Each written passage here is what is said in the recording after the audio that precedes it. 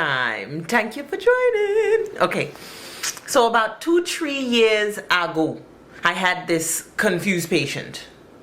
Surprise. She was special. Truly special. I know what most of you are thinking.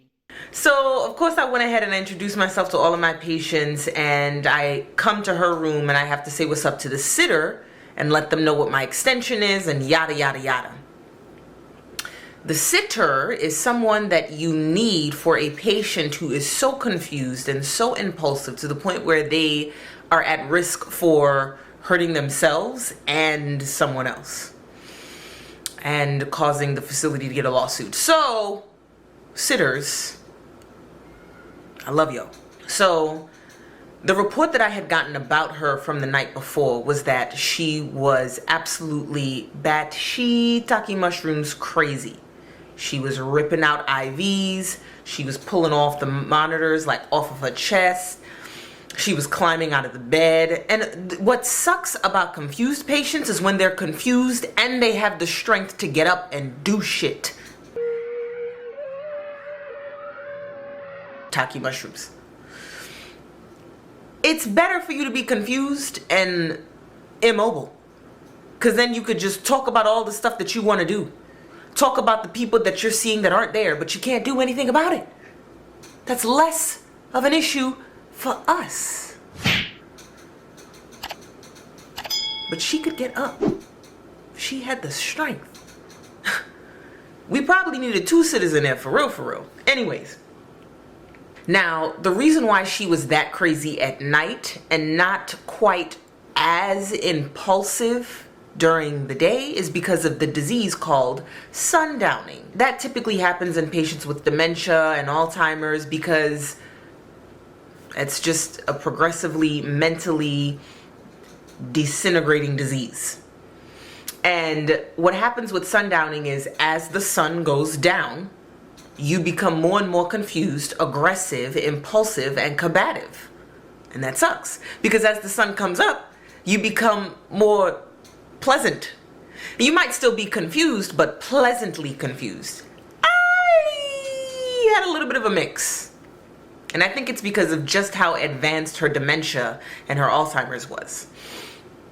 So, in the morning, she didn't give me any issues for me to give her her medications. She's like, yeah, sure, whatever, I'll take it. And she's cracking jokes, inappropriate jokes, but not quite as inappropriate as it's about to get. So she's cracking jokes and she's like, what do you need me to take these drugs for? What you trying to do to me, girl? And then she'd start laughing and she's like, you want to take advantage. And she's like, I'm not opposed. ma'am, swallow the pills. Ain't nobody trying to take no advantage of you. Take the pills. So, fast forward, there are a few specialists that have to come to the room to visit some of these patients. Sometimes it's occupational therapy, physical therapy, case management, social work. During the day, we have to deal with multiple different disciplines because that's when things got to get done. So, she was all over the place. She said a lot of interesting things to a lot of the disciplines that came through. But the best part was when the physical therapist came through. And the physical therapist goes in there and he's like, we just have to assess you to make sure that you can walk before we send you back home. So she's like, yeah, sure, whatever. I can walk. I can do a few things. She looks at him and winks. I said, I'm not going to stay here for this. I got other stuff to do. You got this. Let me know if you need me. I leave and I hear her still hitting on this man. Whatever. I get to the nurse's station. I see that he's finally gotten her up after I'm done checking on my other patients. And they're walking up and down the hallway. And she's asking him questions. She's just talking to him. Most of what she's saying really isn't making any sense. But whatever. You know, you humor them. Just keep them distracted so that you can keep them doing what you need them to do. Your job. And so they finally get back to the room and she's like, can I have a kiss? And he's like, Yeah, sure. So he kind of like makes a kissy noise and sort of like turns his head towards her, but doesn't actually connect.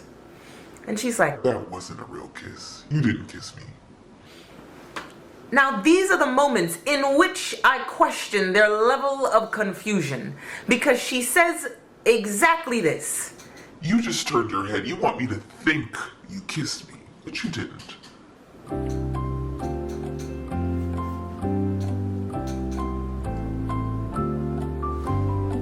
Aren't you supposed to be confused? So he laughs and he's like, no, I did kiss you. I did kiss you. So she says, Fine. If you're not going to kiss me on my cheeks or any more pleasant places, take my hand.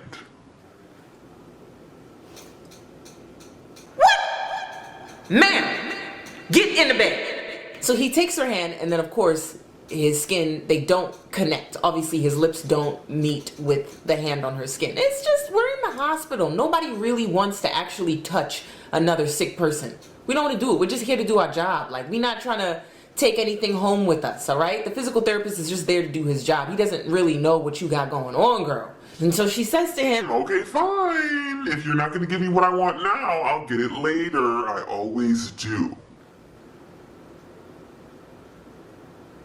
this lady is 93.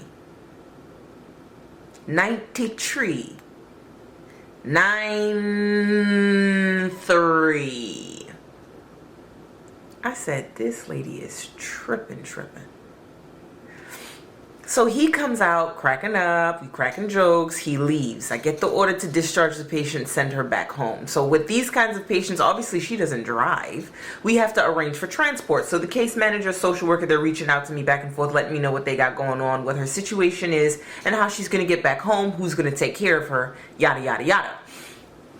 Everything gets arranged, transport arrives. 2 gentlemen, one of them black, the other one Hispanic. She is white.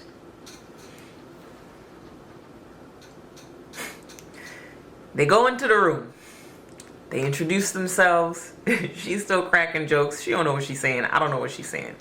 Now, however, I'm definitely questioning her level of confusion. And so they come back out. They look for me. And I saw them coming in. I was just in another patient's room, and I come out and I give them a quick report, get a fresh set of vital signs, and then they go back in there, and I go in there with them so that I can disconnect her from everything. And she says to them, You know, I've never had these kinds of flavors before. flavors? Flavors? I said, Miss, we can call her Mildred. I was like, Miss Mildred, what are you talking about? What flavors? You haven't eaten anything all day. She says, You know what I'm talking about. These flavors of gentlemen. what do you think is happening here, Mildred? And she's like, Oh, we're gonna have a party. Mildred, cut it out. Cut it out. So the black gentleman gets closer to her and he says, hello, my name is so-and-so. I'm going to help you get into the gurney from the bed. She touches his bicep and she says, Ooh, chocolate. I said, this is never going to end. It's time for you to go. And she says, Instead of me getting out of the bed, why don't you get in here with me? I am in disbelief. I'm flabbergasted. I'm in awe. I said, you know, Miss Mildred, you seem to only be confused when it's convenient. You seem to know exactly what's going on when the opposite sex is in the room. This lady had the audacity, the balls, the gall to look at me and wink.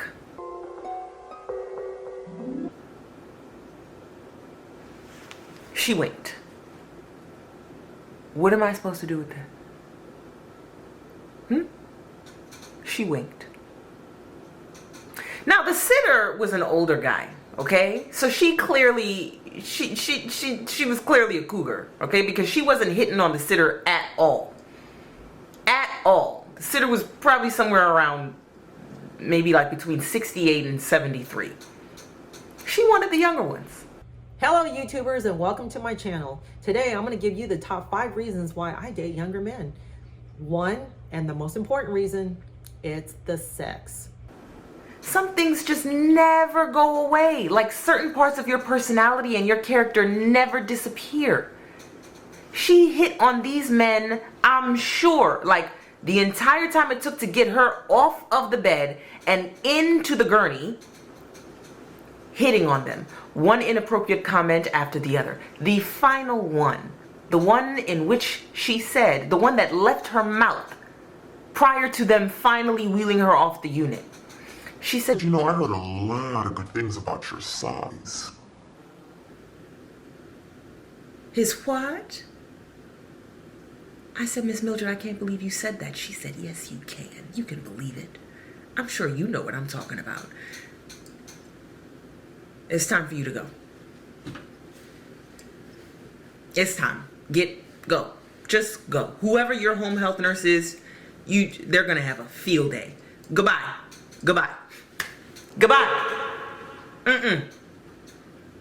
Y'all, we cannot make this shit up. Why? Because of the stamina. Younger men can just go longer and have sex more often than younger men. Changed my mind. Wow, what a great audience.